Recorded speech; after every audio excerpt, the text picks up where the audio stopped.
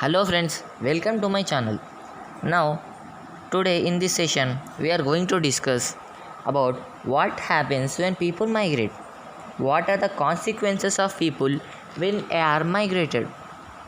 See here, when they get migrated from one place to another place, their families does not get completely migrated. So, only the father gets migrated. The elder girl in the family has to look after the care of their siblings. And the same time they depend on the incomes what they are getting. So when the income is like this, the children can't get proper education, and once when they get migrated completely to their families, father and mother has to go to work, and sometimes in some cases their children also need to go to do work as child laborers. Which situations are like this, that when they move on from one place to another place, you may not get proper food and water. You may get the change in water, food, which may lead to the stress for children and as well as the people who are working there.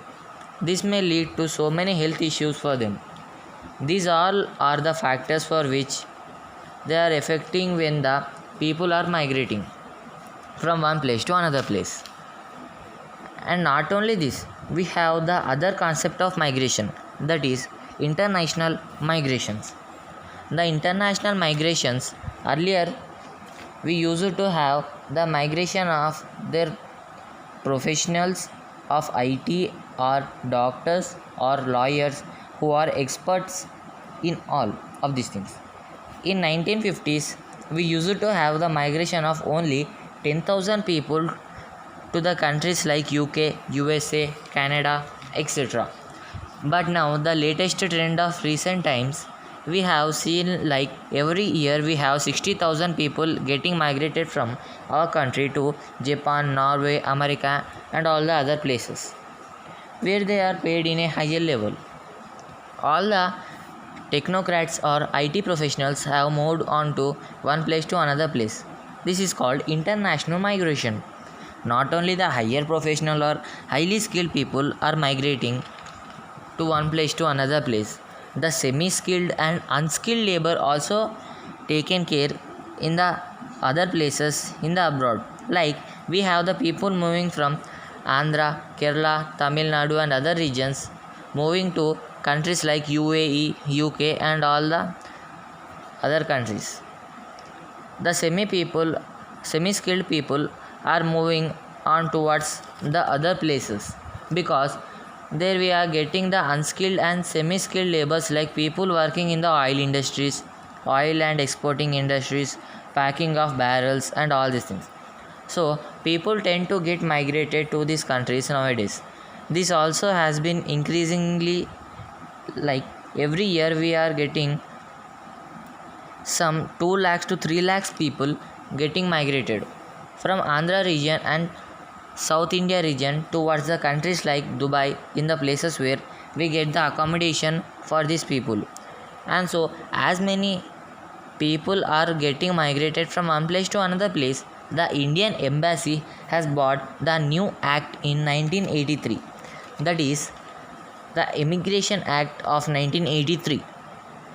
Through this Immigration Act of 1983, the Indian government provides assurance for them, for the people, those who are getting migrated from our country to other countries, by establishing the Indian embassies there, the offices there. If there are any issues like in jobs, see, you lost your job, you lost your passport, you lost your security issues there, and most of the time the foreign companies betray the people, those who are working there.